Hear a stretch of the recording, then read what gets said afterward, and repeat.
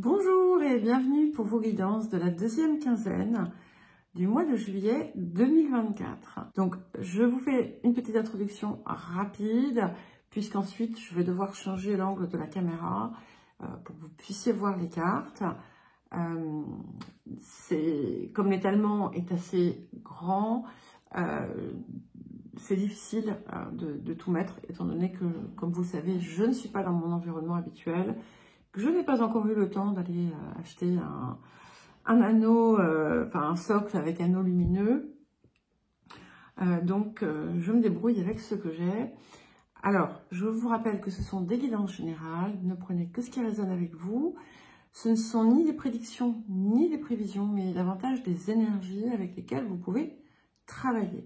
Si votre signe solaire ne vous parle pas, n'hésitez pas à consulter votre ascendant et votre signe lunaire. Vous trouverez également dans la description tous les liens vers les différentes playlists, les différentes vidéos. Vous y trouverez également mon adresse mail si vous souhaitez un accompagnement ou une guidance personnalisée. Et je vous dis à tout de suite. Bonjour les taureaux et bienvenue pour votre guidance de la deuxième quinzaine du mois de juillet 2024. Alors, nous allons commencer par l'énergie générale de cette période, la coloration de la période. Alors, nous avons la carte 29 qui représente la 5e maison. C'est une énergie de créativité, de plaisir. C'est avant tout quelque chose qui vient vous inviter à cultiver la joie, la liberté du cœur, dans le sens où on se décharge, on ne se laisse pas porter, plomber par la lourdeur, par les émotions négatives, par la rancœur, et au contraire, on a comme une joie enfantine, en quelque sorte. Ça peut indiquer une période remplie de moments agréables, de moments de partage, beaucoup de joie. Il peut y avoir un projet aussi qui se concrétise, quelque chose qui est en lien avec quelque chose que vous avez créé ou voulu, travailler à se manifester dans votre vie. Ça peut indiquer aussi la présence, si vous êtes parents, grands-parents, la présence d'enfants autour de vous. Mais on a vraiment cette énergie de plaisir. Et c'est ce qu'il va convenir pour vous, finalement, d'aller rechercher en cette période. Comme je vous parlais de la créativité, ça peut indiquer également une période de créativité accrue. Mais la créativité, comme vous le savez, ce n'est pas simplement faire un dessin ou chanter une chanson. Hein. C'est bien plus que ça, c'est mettre finalement notre énergie personnelle dans ce que l'on fait et œuvrer à finalement faire ressortir son individualité à travers cela. Et du coup, ce qui vient en échange, en quelque sorte, vous apporter une forme de réussite. Alors, les points de travail, de guérison de cette période. J'ai deux cartes qui sont venues. Donc, nous avons la carte de l'infidélité et la carte du jamais assez. Donc, ces deux cartes sont très très liées puisque finalement, l'infidélité, alors attention, c'est pas simplement l'idée de l'infidélité dans un couple, c'est bien plus que ça, vient de cette lourdeur du jamais assez que l'on peut ressentir, où on va en fait en permanence avoir un besoin excessif, presque maladif de quelque chose, mais en réalité, eh bien, on n'obtient jamais satisfaction et parce que on se laisse porter par une ancienne souffrance, une ancienne blessure. Et quel que soit finalement le domaine où cela se produit, eh bien, si vous le recevez, donc si vous le subissez de l'extérieur, c'est qu'il y a quelque chose en vous qui le renvoie. C'est que vous faites certainement, d'une certaine façon, la même chose. Donc si par exemple, vous voulez à tout prix, par exemple, une attention démesurée d'un partenaire, d'une personne de votre vie, qui n'est pas forcément un ou une partenaire amoureuse, eh bien, vous allez en fait faire provoquer quelque chose d'inverse, puisque ça va se transformer en possessivité, en exigence, en reproche, en dépréciation. Et vous allez tourner en rond, en fait. Et ici, ça peut aussi indiquer que vous poussez parfois certaines limites pour avoir des preuves, entre guillemets, mais ça peut être parfois tellement extrême que, eh bien, là encore, vous obtenez du rejet. Ça peut aussi indiquer,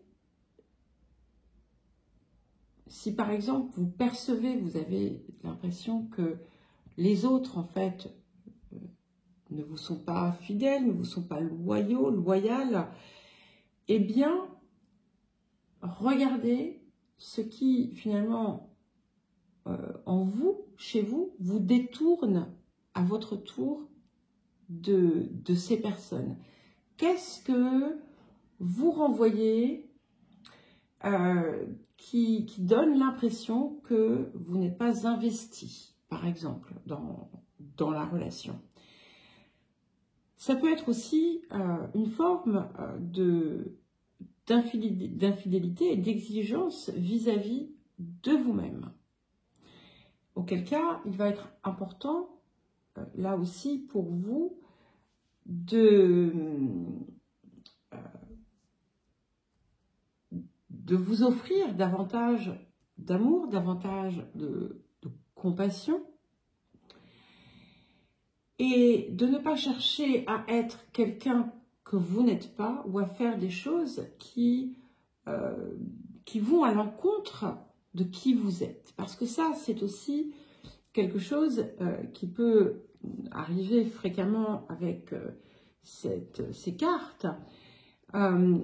Et vous avez beau toujours vouloir faire plus dans un sens qui n'est pas le vôtre, eh bien, forcément, ça ne sera jamais assez, puisque, en fait, vous vous dénigrez en faisant cela. Et si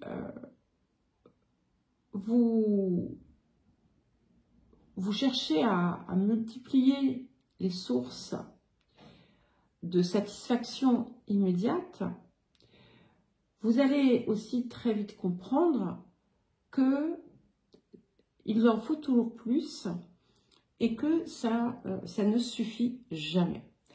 Alors, le rapport à l'abondance. Donc, nous avons recevez sans crainte. Donc, ici, ce qu'on vous invite à faire, c'est vraiment à accueillir. Il y a peut-être d'ailleurs une nouvelle relation pour certains et certaines qui arrive du fait qu'on ait cette maison 5. C'est aussi quand même la carte des amours, mais voilà, qui vient réveiller un vieux schéma, d'accord?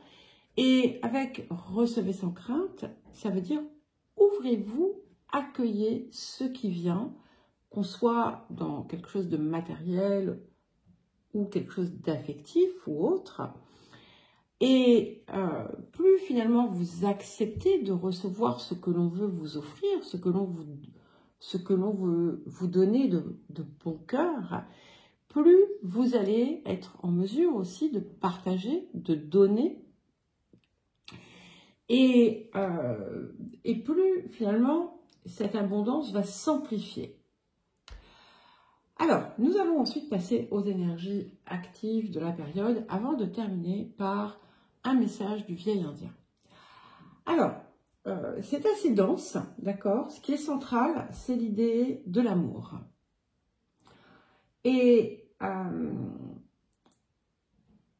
il peut y avoir, encore une fois, je le répète, une rencontre importante pour certains et certaines parmi vous. Et on vous invite à avoir confiance dans la relation en elle-même parce que vous avez besoin, en fait, quelque part, de ce défi. Et ça indique également que vous êtes apprécié, que vous êtes aimé par des personnes à qui vous trouvez parfois quelque chose à redire parce que elles ne répondent pas à toutes vos exigences.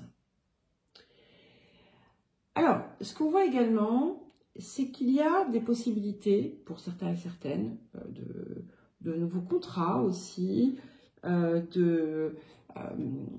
quelque chose qui vient vous apporter une forme de popularité. Donc, prenez ce qui résonne, hein, bien entendu. Et ce qu'on voit aussi, c'est que vous pourriez être tenté de répéter des erreurs que vous avez pu faire par le passé. Et je mets erreur entre guillemets parce qu'en fait, tout est source d'apprentissage en réalité. Hein. Vous pourriez être tenté de vous mettre vous-même en péril d'une certaine façon, mais ce que l'on voit ici, c'est qu'il y a quelque chose qui vient en quelque sorte vous, comme si votre ange gardien venait vous souffler ce qui sera le mieux à faire pour vous. Pour certains et certaines aussi, vous allez vous débarrasser d'une contrainte. Alors ça peut être une relation, ça peut être quelque chose qui est en trop dans votre vie, quelque chose qui vous empêche de trouver du temps libre, par exemple. Hein, ça peut être n'importe quelle chose, mais il y a l'idée de se débarrasser d'un schéma ou d'une situation qui était contraignant et qui vous empêchait peut-être aussi d'avancer avec plus de fluidité dans votre vie. Ça peut être un comportement de codépendance aussi qui va prendre fin. Ce que l'on voit également, c'est que vous avez pu mettre en place pas mal de choses par le passé qui sont en train vraiment de porter leurs fruits. Et là, on a cette idée de satisfaction d'une vie qui est beaucoup plus agréable, où vous êtes dans le bonheur, dans la réussite, dans la fluidité. Il y a quelque chose qui, peut-être justement grâce à cette contrainte dont vous vous affranchissez.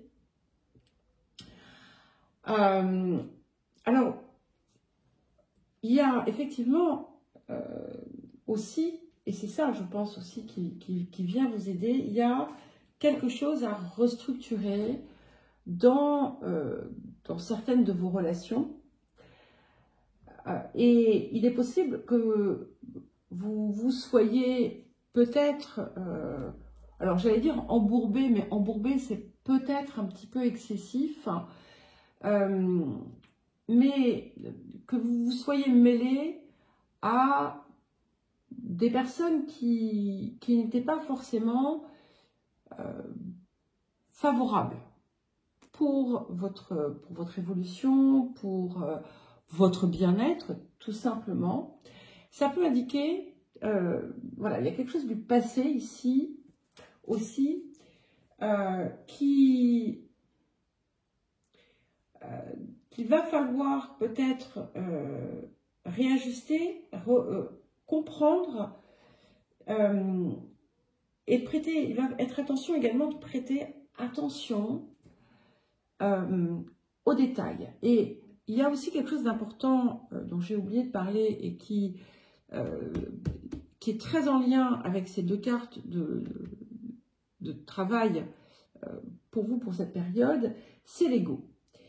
Et en fait, votre ego vous tire parfois dans une direction qui n'est pas la meilleure pour vous. Et il va être important de savoir peut-être lui apporter une forme de résistance, parce que notamment autour de situations où vous vous êtes senti blessé et où vous avez pu vouloir coûte que coûte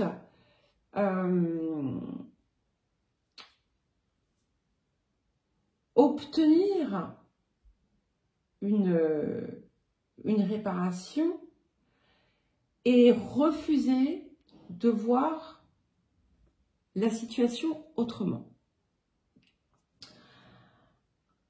Ce que l'on voit aussi, et ça c'est quand même extrêmement important, c'est qu'on est dans une période pour vous de grands changements, changement radical d'ailleurs, où il y a beaucoup de chance aussi, c'est-à-dire que plus vous allez finalement mettre de l'intention et de la continuité dans vos efforts et dans ce que vous faites, plus vous allez obtenir des résultats probants. Il y aura d'ailleurs peut-être effectivement des zones qui étaient encore un petit peu dans l'ombre à éclaircir, mais vous allez y parvenir sans difficulté. Mais là encore, on a un changement d'angle de vue qui s'impose. Alors, le message du vieil indien pour vous: j'ai appris à ne rien posséder, car posséder, c'est vouloir garder et avoir peur de perdre. C'est refuser que l'on nous retire. C'est combattre durant une vie entière la vie elle-même. Rien n'est à soi, sinon soi-même. Pour ce qui est du reste, on apprend à recevoir et à donner. Je trouve que c'est une très très jolie conclusion autour de ce que nous avions ici. Donc, j'espère que ça saura vous aider. Je vous souhaite une belle deuxième quinzaine de juillet. Je vous embrasse et je vous dis à très vite.